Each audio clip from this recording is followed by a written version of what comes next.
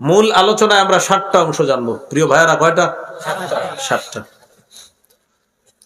1 নম্বর, সবচেয়ে ক্ষমতাধর আল্লাহ। আল্লাহ সবচেয়ে ক্ষমতাধর হওয়া সত্ত্বেও নিজের উপর জুলুম করা হারাম করে নিয়েছেন।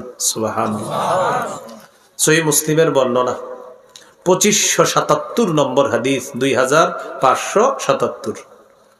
قال رسول الله صلى الله عليه وسلم قال الله تبارك وتعالى, নবীজি বলেছেন, আল্লাহ বলেন। এটাকে বলা হয় হাদিসে কুদসি।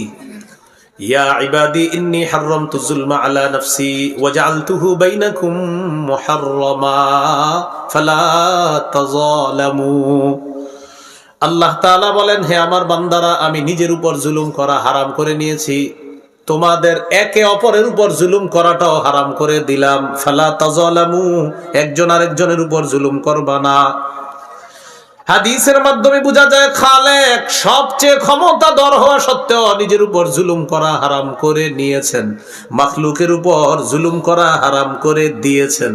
খালেক নিজের উপর জুলুম করা হারাম করে নিয়েছেন, আর মাখলুক একজন আরেকজনের উপর জুলুম করা এটা হারাম করে দিয়েছেন।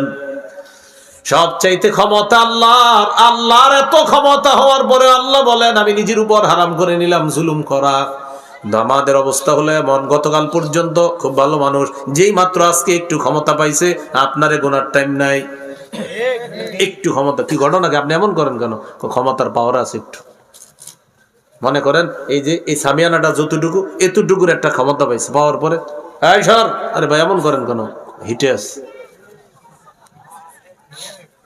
এই সামান্য একটু দায়িত্ব, বাস খুব পাওয়ার আছে।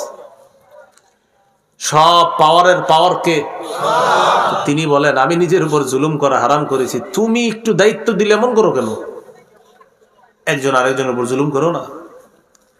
এবার আল্লাহ কত বড় ক্ষমতা ধর, এবার আল্লাহ বলতেছেন, দেখেন, ইয়া ইবাদি কুল্লুকুম দাল্লুন ইল্লা মান হাদাইতুহু, ও আমার বান্দারা, তোমরা সবাই পথভ্রষ্ট, আমি যদি হেদায়েত না দেই। ঠিক নি? ফাস্তাহদুনি আহদিকুম, আমার কাছেই হেদায়েত চাও, আমি হেদায়েত দেই। এই জন্য প্রতিদিন আমরা পড়ি ইহদিনাস সিরাতাল মুস্তাকিম। আল্লাহ আমাদেরকে হেদায়েত দেন, আমাদেরকে সরল পথে পরিচালিত করেন। এরপরে আল্লাহ বলেন, ইয়া ইবাদি কুল্লুকুম জাইউন ইল্লা মান আতআমতুহু, হে আমার বান্দারা, তোমরা সবাই ক্ষুধার্ত, আমি যদি না খাওয়াই। ফাস্তাতইমুনি উতইমকুম, আমার কাছে খাবার চাও, আমি তোমাদেরকে খাবার খাও। ইয়া ইবাদি কুল্লুকুম আর ইল্লা মান কাসাউতুহু, ও বান্দারা, তোমরা সবাই বিবস্ত্র থাকতা, কাপড় ছাড়া থাকতা, আমি যদি কাপড় না পরাইতাম। ফাস্তাকসুনি আকসুকুম, আমার কাছেই কাপড় চাও, আমি তোমাদেরকে কাপড় দেই। ইয়া ইবাদি কুল্লুকুম তুখতিউনা বিল্লাইলি ওয়ান নাহার ওয়া আনা আগফিরুয যুনুবা জামিআ ফাস্তাগফিরুনি আগফির লাকুম, ও বান্দারা, রাতেও গুনাহ করো, দিনেও গুনাহ করো, আমি তোমাদের সব গুনাহগুলা মাফ করে দেই। অতএব তোমরা আমার কাছেই ক্ষমা চাও, আমি তোমাদেরকে ক্ষমা করে দিব। এরপরে আল্লাহ বলেন, ইয়া ইবাদি লাউ আন্না আউওয়ালাকুম ওয়া আখিরাকুম ওয়া ইনসাকুম ওয়া জিন্নাকুম কানু আলা আতখা কলবি রাজুলিন ওয়াহিদিন মিনকুম মা যাদা ফি মুলকি শাইআ। আদম থেকে কিয়ামত পর্যন্ত সমস্ত মানুষ, জিন, ইনসান যারা এসেছে, আসতেছে, আসবে, সবাই যদি এমন হয়ে যায় যে সবাই ভালো মানুষ, বুঝে নেন একটু, পৃথিবীর সবাই ভালো হয়ে গেছে, একজনও খারাপ নাই।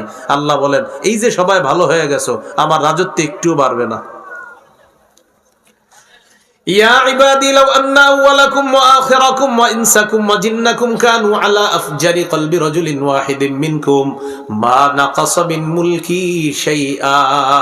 আদম থেকে কিয়ামত পর্যন্ত যত মানুষ আসছে, আসবে, জিন, ইনসান সবাই যদি খারাপ হয়ে যায়, নমরুদ, ফেরাউন যদি সবাই হয়ে যায়, পৃথিবীর সবাই মনে করেন নমরুদ, ফেরাউন হয়ে গেছে, আল্লাহ বলেন, মা নাকাসা মিন মুলকি শাইআ, আমার রাজত্ব একটু কমবে না। সুবহানাল্লাহ। মানে তোমরা ভালো হইলে বাড়বে না রাজত্ব, খারাপ হইলে কমবে না রাজত্ব, ভালো হলে তোমাদের লাভ, খারাপ হলে তোমাদের লস। ইয়া ইবাদি লাউ আন্না আউওয়ালাকুম ওয়া আখিরাকুম ওয়া ইনসাকুম ওয়া জিন্নাকুম কামু ফি সাঈদিন ওয়াহিদ ফাসআলুনি ফাআতাইতু কুল্লা ইনসানিন মাসআলা মা নাকাসা মিম্মা ইনদি ইল্লা কামা ইয়ানকুসুল মিখয়াতু ইযা উদখিলাল বাহরা। আল্লাহ বলেন আদম থেকে কিয়ামত পর্যন্ত যত জিন ইনসান সবাই একটা মাঠের মধ্যে দাঁড়াইছে, সবাই মনে করেন এক মাঠে, একদম সবাই পৃথিবীর জিন ইনসান একসাথে আল্লাহর কাছে চাইছে, আল্লাহ গাড়ি দেন, কেউ বলছে বাড়ি দেন, কেউ বলছে এটা দেন, কেউ বলছে ওটা দেন। আল্লাহ বলেন এট এ টাইম, একই মুহূর্তে আমি সবার চাহিদা পূরণ করতে সক্ষম।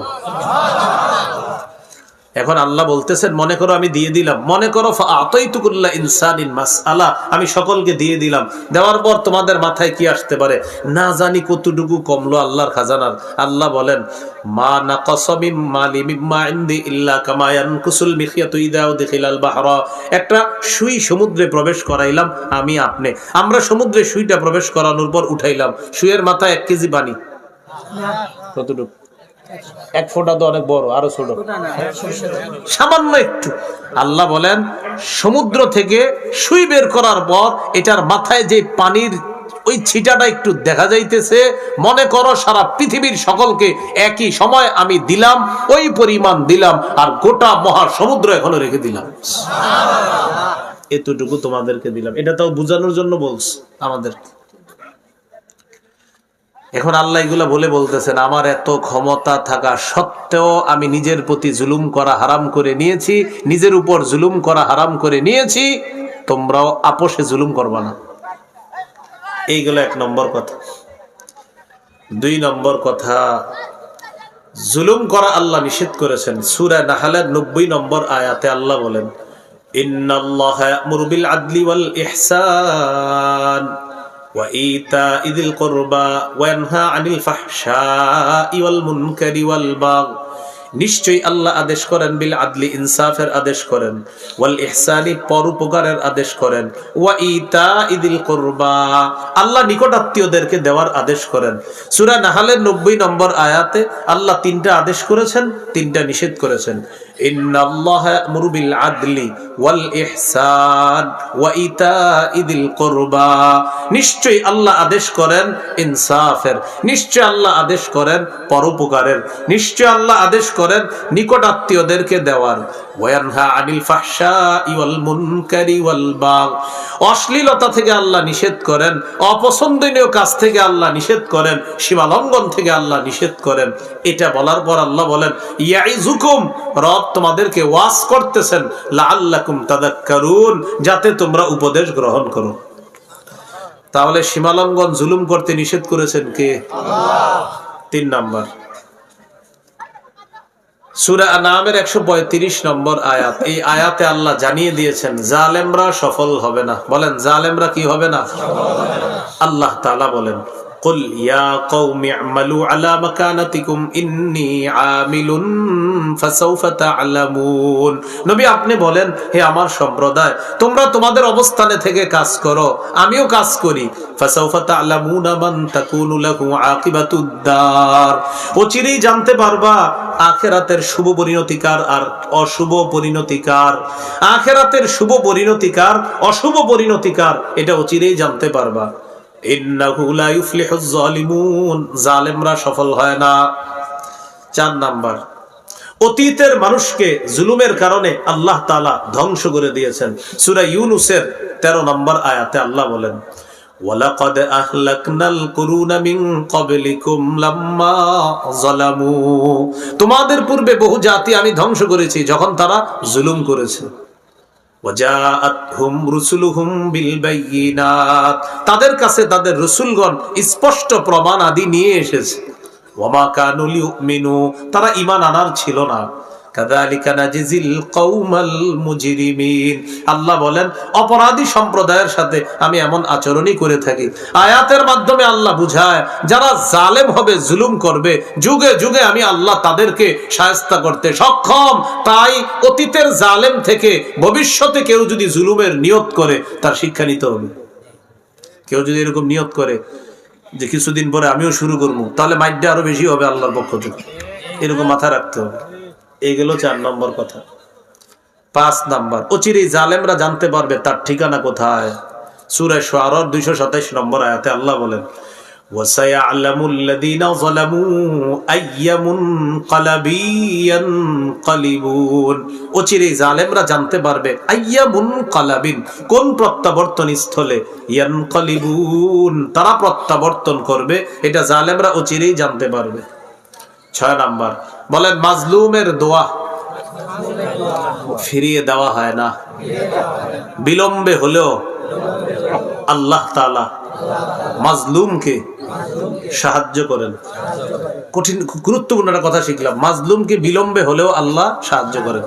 তিরমিজির হাদিস 3598 নম্বর হাদিস, 3598।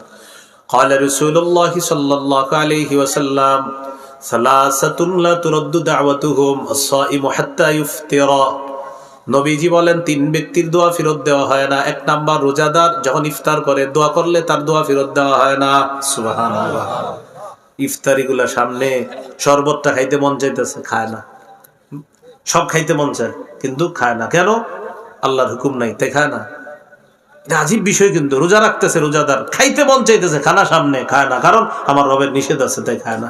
সূর্য ডুববে, রব হুকুম করবে, তারপর খাবো। এই জন্য হাদিসে আসছে আল্লাহ তাআলা বলেন সব আমলের প্রতিদান তাকে দিয়ে দেওয়া হয়। ফেরেশতারা লিখে রাখে রোজার প্রতিদান আমি আল্লাহ তাকে দিব। তো 1 নাম্বার রোজাদার যখন দোয়া করে তার দোয়া কবুল হয়, ফেরত দেওয়া হয় না। 2 নাম্বার ওয়াল ইমামুল আদিল, পুরুষ ন্যায় পরায়ণ শাসকের দোয়া ফেরত দেওয়া হয় না। কি ন্যায় পরায়ণ শাসক? পুরুষ। বলেন কি? পুরুষ ন্যায় পরায়ণ শাসকের দোয়া ফেরত দেওয়া হয় না। পুরুষ ন্যায় পরায়ণ শাসক কে হবে? যার মধ্যে মৌলিক 4টা কাজ করার যোগ্যতা থাকবে। সূরা হজের 41 নম্বর আয়াতে আল্লাহ বলেন আল্লাযীনা ইম্মাক্কান্নাহুম ফিল আরদ আকামুস সালাহ ওয়া আতাউয যাকাহ ওয়া আমারু বিল মা'রুফি ওয়া নাহাউ আনিল মুনকার। আল্লাহ তাআলা বলেন যাদেরকে আমি দুনিয়ার শাসন ক্ষমতায় বসাই তাদের মৌলিক কাজ হবে 4টা। 1 নাম্বার তারা নামাজ কায়েম করবে, 2 নাম্বার যাকাতের বিধান চালু করবে, 3 নাম্বার সৎ কাজের আদেশ করবে, 4 নাম্বার অসৎ কাজের নিষেধ করবে। আল্লাহ এমন গুণ সম্পন্ন একজন ন্যায়পরায়ণ পুরুষ শাসক আমাদের দেশে দিয়ে দাও। এগুলো 2 নাম্বার। ন্যায়পরায়ণ পুরুষ শাসকের দোয়া ফেরত দেওয়া হয় না। 3 নাম্বার ওয়াদাওয়াতুল মাজলুমি ইয়ারফাউহা আল্লাহু ফাওকাল গামাম ওয়া ইফতাহু লাহা আবওয়াবাস সামা। মাজলুম দোয়া করলে তার দোয়াটা আল্লাহ মেঘমালার উপরে উঠায় নেয়, আসমানের সবগুলা দরজা আল্লাহ খুলে দেয়। এরপর আল্লাহ বলেন ওয়া ইজ্জাতি লানসুরান্নাকা ওয়ালাউ বা'দা হিন। আমার ইজ্জতের শপথ ও মাজলুম, অবশ্যই অবশ্যই আমি তোমাকে বিলম্বে হলেও সাহায্য করব। সুবহানাল্লাহ। ও মাজলুম, আমার ইজ্জতের শপথ, আমি অবশ্যই অবশ্যই বিলম্বে হলেও তোমাকে সাহায্য করব। তাহলে 6 নাম্বার কি শিখলাম? মাজলুমের দোয়া ফেরত দেওয়া হয় না। 7 নাম্বার বলেন সমস্ত দায়িত্বশীলদেরকে, বলেন নবীজি হুকুম করেছেন শোনো তোমরা মাজলুমের বদদোয়া থেকে বেঁচে থাকবা। দায়িত্বশীলদেরকে নবী আদেশ করেছেন মাজলুমের বদদোয়া থেকে বাঁচবা। তাহলে ছোট দায়িত্ব, বড় দায়িত্ব, গ্রামের দায়িত্ব, ওয়ার্ডের দায়িত্ব, থানার দায়িত্ব, জেলার দায়িত্ব, বিভাগের দায়িত্ব, রাষ্ট্রের দায়িত্ব, যে যে দায়িত্বে বসবে দায়িত্ব আল্লাহ দিবে, যেন জালেম না হয়। এটা নবী নিষেধ করে দিয়েছেন। তার এক সাহাবীকে গভর্নর বানিয়ে পাঠাচ্ছেন। বুখারীর বর্ণনা 1486-1496 নম্বর হাদিস। নবীজি তার সাহাবীকে বললেন শোনো তুমি এলাকায় যাইতেছো, যাওয়ার পর প্রথমে তাদেরকে দাওয়াত দিবা, লা ইলাহা ইল্লাল্লাহর দাওয়াত।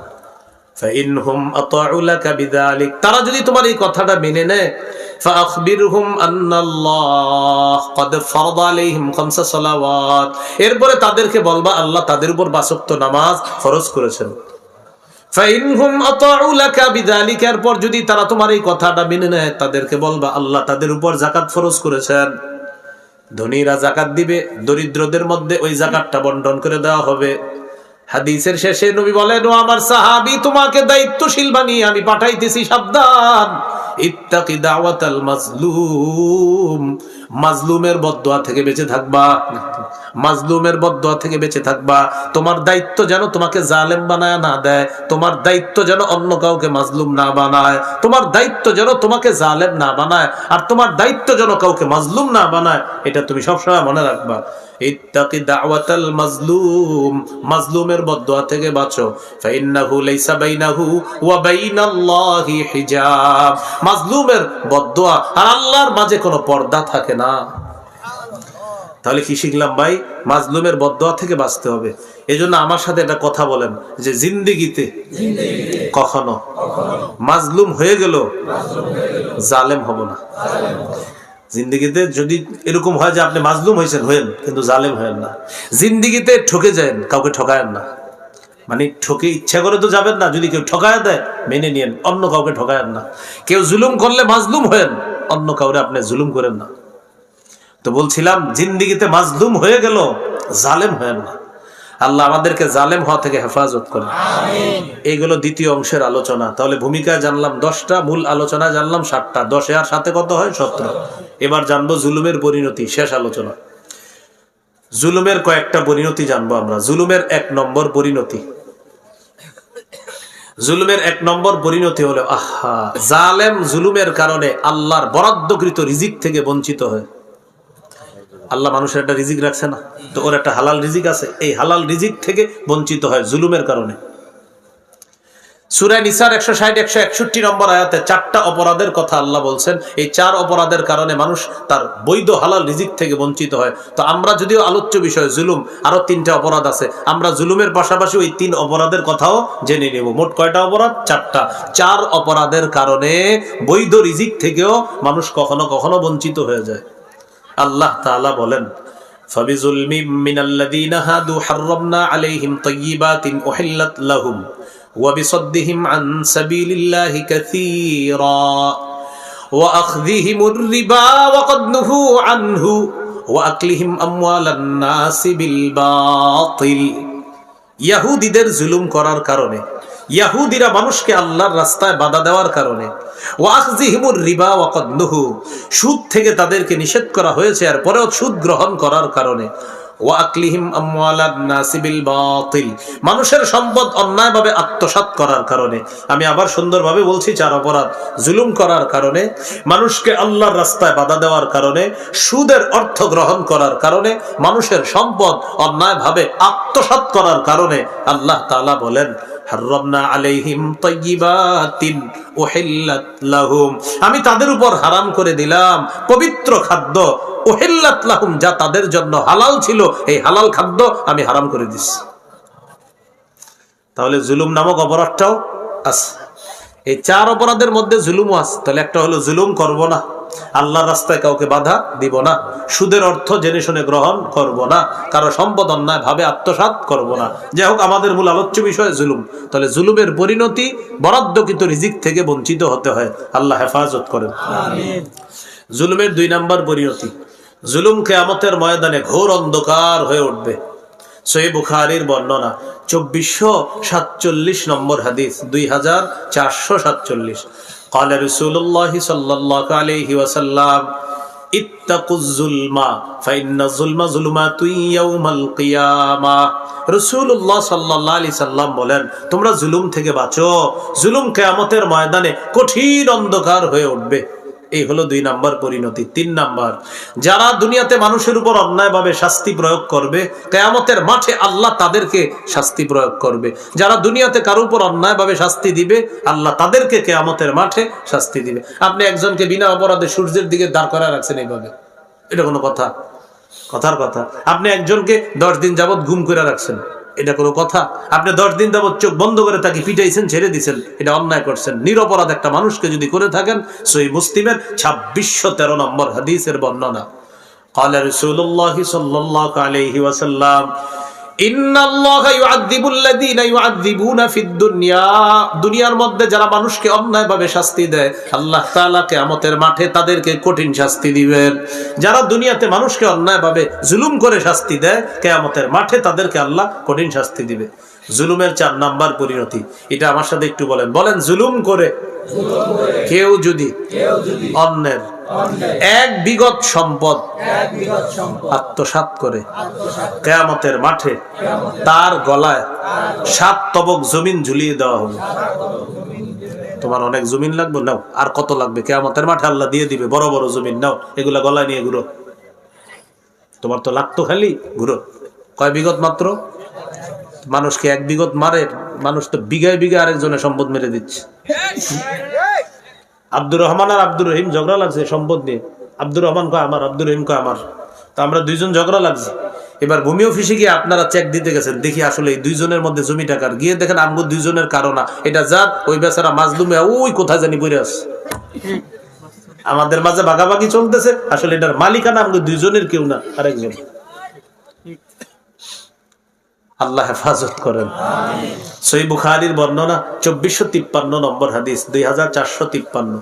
ক্বালা রাসূলুল্লাহ সাল্লাল্লাহু আলাইহি ওয়াসাল্লাম, নবীজি বলেন, মান যালামা কিদা শিবরি মিনাল আরদ, কিদা শিবরি মানে হলো 1 বিগত, মিনাল আরদি মানে জমিনের, কেউ যদি 1 বিগত জমিন অন্যায়ভাবে আত্মসাৎ করে কারো, তুবিকাহু ইয়াউমাল কিয়ামাতি মিন 7 আরদিনা, কিয়ামতের মাঠে তার গলায় 7 স্তরের জমিন ঝুলিয়ে দেওয়া হবে। বলি নাউজুবিল্লাহ। হাজী সাহেবের জমিন হইলো এই পাশে, কাজী সাহেবেরটা এই পাশে, মাঝখানে আইল ছিল এই মোটা আইল হইতে হইতে এখন এরকম হয়ে গেছে। আরে ঘটনা কি, আইল এরকম হইলো কেন? জমিন তো এইভাবে 2 আইল, 2 জমিনের মাঝখানে আইল ছিল এত বড়। এখন আপনারাই বলেন, আইল এতটুকু কি আমরা ইসা করছি? হয়তো এই পাশে, না হয় এই পাশে। খবর আছে, তাড়াতাড়ি টাকা দিয়ে দেন হিসাব করে, অন্যথায় জমিন ফেরত দিয়ে দেন। টাকা দিয়ে দেন, না হয় জমি ফেরত দিয়ে দেন। সত্যি বলছি, নবী বলছেন 1 বিগত যদি হয় 7 তবক জমিন, আপনি যেটা করছেন এটা তো বিগতের পর বিগত। আল্লাহ হেফাজত করেন। 5 নাম্বার, বলেন, জালেম কিয়ামতের ময়দানে সবচেয়ে নিঃস্ব হবে। সহিহ মুসলিমের বর্ণনা 2581 নম্বর হাদিস, 2581। قال رسول الله صلى الله عليه وسلم أتدرون ما المفلس? সাহাবীদেরকে আল্লাহ নবী প্রশ্ন করলেন, তোমরা কি জানো নিঃস্ব কে? সাহাবীরা জবাব দিলেন, আল মুফলিসু ফিনা মান লা দিরহাম লাহু ওয়ালা মাতা। হুজুর, আমাদের মধ্যে নিঃস্ব ওই ব্যক্তি যার স্বর্ণ রূপা নাই, টাকা পয়সা নাই, দিনার দিরহাম নাই, ওই ব্যক্তি হলো নিঃস্ব। নবীজি বললেন, ইন্নাল মুফলিসা মিন উম্মতি ইয়াতি ইয়াউমাল কিয়ামাতি বিসসালাত ওয়া সিয়াবিন ওয়া যাকাত। আমার উম্মতের নিঃস্ব ওই ব্যক্তি, যেই ব্যক্তি নামাজ নিয়ে উপস্থিত হবে কিয়ামতের ময়দানে, রোজা নিয়ে উপস্থিত হবে, যাকাত নিয়ে উপস্থিত হবে, আমলের পাহাড় নিয়ে উপস্থিত হবে, এই ব্যক্তি হলো সবচেয়ে নিঃস্ব। কি কয়? নামাজ নিয়ে যাবে, রোজা নিয়ে যাবে, যাকাত নিয়ে যাবে, আমলের পাহাড় নিয়ে যাবে, নবী বলে সেই নিঃস্ব। হুজুর কিভাবে নিঃস্ব? নবী বুঝিয়ে দিচ্ছে এবার। ইয়াতি ওয়া ক্বাদ শাতামা হাযা ওয়া ক্বাদাফা হাযা ওয়া আকালা মালা হাযা ওয়া সাফাকা দামা হাযা।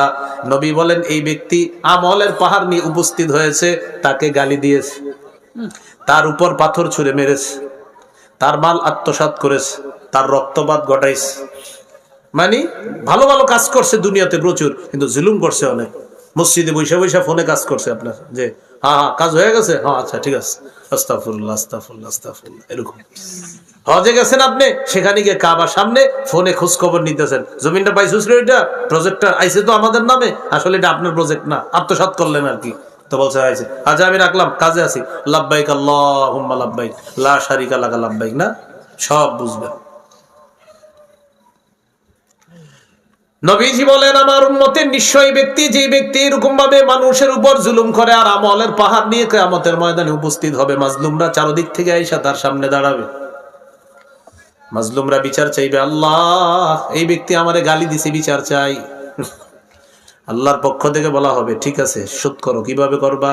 মাবুদ, এই জায়গায় তো আমি শোধ করার মতো কিছু না। আল্লাহ বলবেন, আল্লাহর পক্ষ থেকে বলা হবে, ফেরেশতাদের মাধ্যমে জানিয়ে দেওয়া হবে, নেক আমল আছে, ওই নেক আমল দিয়ে দাও। ফায়ুতা হাদা মিন হাসানাতি, ওই যে যারে গালি দিছে তাকে নেক আমল দিয়ে দেওয়া হবে। ওয়া হাদা মিন হাসানাতি, আর যার উপর পাথর ছুঁড়ে মারছে তাকেও নেক আমল দিয়ে দেওয়া হবে। ওয়ায়ুতা হাসানাতি, যার মাল আত্মসাৎ করছে তাকেও নেক আমল দিয়ে দেওয়া হবে। ওয়া ইউতা হাদা মিন হাসানাতি, যার রক্তপাত ঘটাইছে তাকে আমল দিয়ে দেওয়া হবে। নবীজি বলেন ফাইন ফানিয়াত ক্বাবলা মা আইয়ুকযা আলাইহি। আহা, নবী বলেন দিতে দিতে তার নেক আমলগুলা শেষ, কিন্তু এখনো বিচার শেষ হয় নাই। নেক আমল শেষ, মাজলুমের সংখ্যা এখনো কমে নাই। তো যারা মাজলুম কয়েকজন নেক আমল পাইছে মাশাআল্লাহ, খুশি চলে গেছে, অন্য মাজলুমরা দাঁড়ায় থাকবে আল্লাহ আমগুলা তো বেচারার তো নেক আমল নাই, কি করবে এখন? তখন বলা হবে উখিযা বিন খতায়াহুম, মাজলুমদের যাদেরকে নেক আমল দিতে পারলো না তাদের গুনাহগুলা আনো, এনে জালেমেরকে দিয়ে দাও। জালেমকে মাজলুমের গুনাহগুলা দেওয়া হবে। দেওয়ার পর ওই গুনাহের পাহাড় নিয়ে গেছিল, কিসের পাহাড় নিয়ে? আমলের। আমল নেকির পাহাড় নিয়ে গেছে, এখন গুনাহের পাহাড় নিয়ে সুম্মা তুরিহা ফিন নার, তাকে জাহান্নামে নিক্ষেপ করা হবে। নবী বলেন সে হলো সবচেয়ে নিঃস্ব। তাহলে জালেম কিয়ামতের ময়দানে সবচেয়ে নিঃস্ব হবে। 6 নাম্বার সর্বশেষ কথা, সূরা নাহলের 85 নম্বর আয়াতে আল্লাহ বলেন ওয়াইযা রাআল্লাযীনা যালামুল আযাবা ফালা ইউখাফফাফু আনহুম, জালেমরা আযাব দেখবে, তাদের আযাব লাঘব করা হবে না, হালকা করা হবে না। জালেমদের আযাব লাঘব করা হবে না, হালকা করা হবে না। এই হলো মোট 23টা কথা আপনাদের সামনে বলা হলো। কয়টা? ভূমিকায় 10টা, মূল আলোচনায় 7টা, হলো 17টা। আর জুলুমের পরিণতি বলা হলো 6টা। 17 আর 6 কত হয়? 23টা। এবার সর্বশেষ 4টা কথা আমার সাথে বলেন। বলেন জালেম হব না, জুলুম করব না, জালেমের সহযোগী হব না, জালেমের 2-4টা ভালো কাজ দেখে তার প্রতি ঝুঁকে পড়বো না। এই 4টা কথা সর্বশেষ। জালেম হব না, জুলুম করব না, জালেমের সহযোগী হব না, জালেমের 2-4টি ভালো কাজ দেখে তার প্রতি ঝুঁকে পড়ব না। মনে থাকবেন ইনশাআল্লাহ। আল্লাহ তাআলা জুলুম নামক এই ভয়ঙ্কর অপরাধ থেকে আমি আমাদের সকলকে আল্লাহ বেঁচে থাকার তৌফিক দান করেন। ভাই, আমরা এই ছোট্ট শব্দটা জুলুম, কিন্তু এটা প্রথমে বলছিলাম এটা ভয়ঙ্কর বিপজ্জনক একটা শব্দ। এই শব্দটা আমাদের রাষ্ট্র সমাজ থেকে আমরা দূর করার চেষ্টা করব। আল্লাহর কাছে দোয়া করব আল্লাহ যেন আমাদের দেশটা শান্তিময় একটা দেশ, সুশৃঙ্খল একটা দেশ বানিয়ে দেন। আল্লাহ যেন আমাদের দেশে আবু বকর, ওমর, ওসমান, আলী রাদিয়াল্লাহু তাআলা আনহুম, তাদের সেই খেলাফতের রাশেদার সোনালী যুগ যেন আমাদের এই মুসলিম দেশটাতে আল্লাহ ফিরিয়ে দেন। আমিন। ওয়া আখিরু দাওয়ানা আনিল হামদুলিল্লাহি রাব্বিল আলামিন।